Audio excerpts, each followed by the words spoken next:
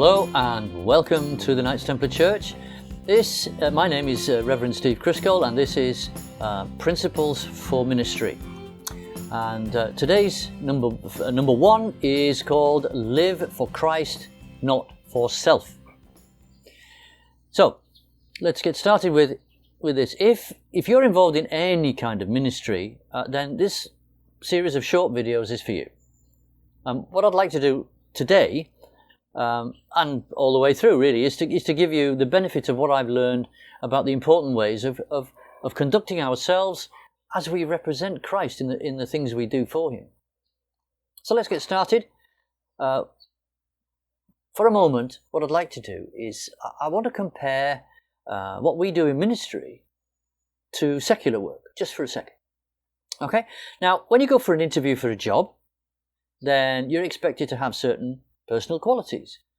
You're expected to have the right qualifications. You're expected to have, hopefully, the right previous experience. And then, of course, you're thinking about that depends on the particular field that you're applying for. You know, working for God is no different, really. The work we do as Christians requires that we also have the right qualities. And if we, and we need to, if we don't have all of them, we need to continue developing them. So it's the personal qualities that are particularly important. As I said, much of ministry is about working with people. And when you're working with people, you need to have the right attitude, no matter what you're doing. I mean, you could be helping out in the church on a Sunday, putting leaflets out, putting out whatever it is that you're doing, sweeping the floor, being an usher, whatever job it is that you're doing, or even being the pastor, or something beyond that, or anywhere in between. We need to have the right attitude. And this first principle that we're going to talk about, like I said, is living for Christ and not for self. Now, as always, the principles come from Scripture. And here's the Scripture that we'll see this first principle in, and it's in 2 Corinthians chapter 5, 14 to 16. I'm going to read it. And it goes as follows in the King James Version. It reads, "For the love of Christ constraineth us, because we thus judge that if one died for all, then were all dead, and that he died for all, that they which live should not henceforth live unto themselves, but unto him which died for them, and rose again. Wherefore henceforth know we no man after the flesh, yea, though we have known Christ after the flesh, yet now henceforth know we him no more."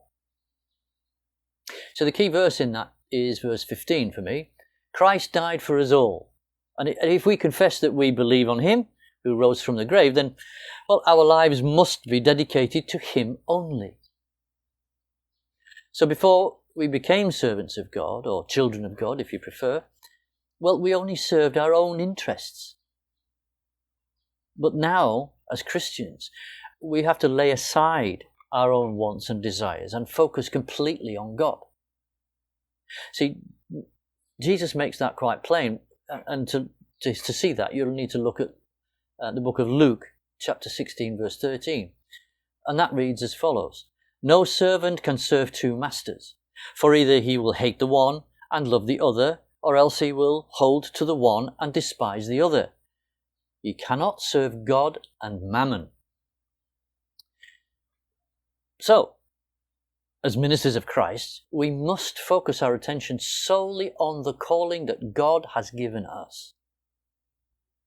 We live for Christ, and our own needs must be secondary at best. Yes, of course, we've got to support ourselves to live. Yes, I understand that.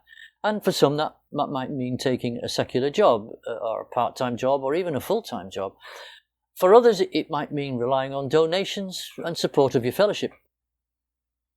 But no matter which it is, we're working towards one common goal, and that is to glorify God in all things. That's it for today. I told you it was short. May the Lord bless you until next time. Thanks for joining, and see you in number 2.